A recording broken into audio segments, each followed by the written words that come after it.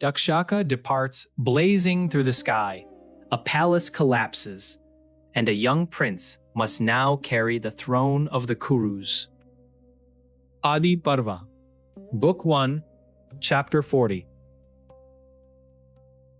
In the last chapter, Takshaka tested the sage Kashyapa by reducing a banyan to ash and then persuaded him to turn back with wealth, knowing the Pandava king's death was already ordained.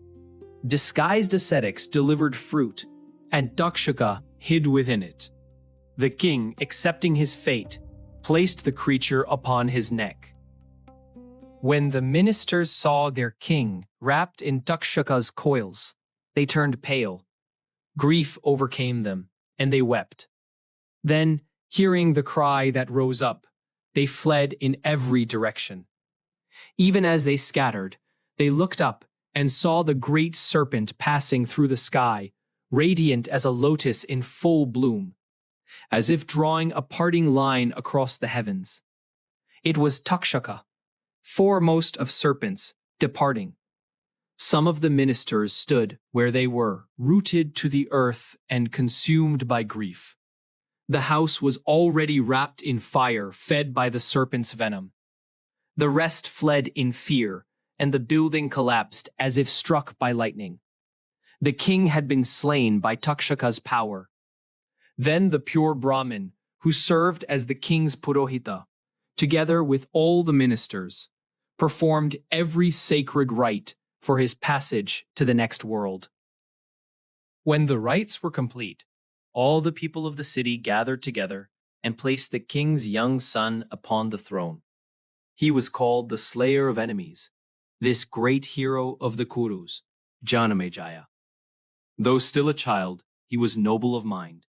Alongside those same ministers and the purohita, he governed the kingdom, foremost among the Kuru warriors, just as his valiant great-grandfather had ruled before him.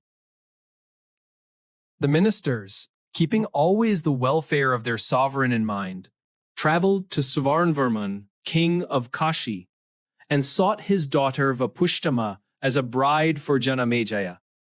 The king of Kashi weighed the match according to Dharma and gave Vapushtama to the great hero of the Kurus. Janamejaya received her with joy, and from that day never turned his heart toward any other woman. Full of delight, the mighty king sported with her among lakes bright with blooming lotuses and in forest groves, much as Pururavas of old had sported when he first won the celestial Urvashi. Vapushtama, for her part, having gained so celebrated and beautiful a king as her husband, became the delight of his hours of ease, the lovely jewel of his inner chambers, giving him all the warmth of her heart. This chapter matters because after Takshaka kills the king and departs blazing through the sky, the ministers perform the funeral rites. In the next chapter, the account of Jaratkaru and the ancestors in the pit moves the story forward. The journey continues in the next chapter.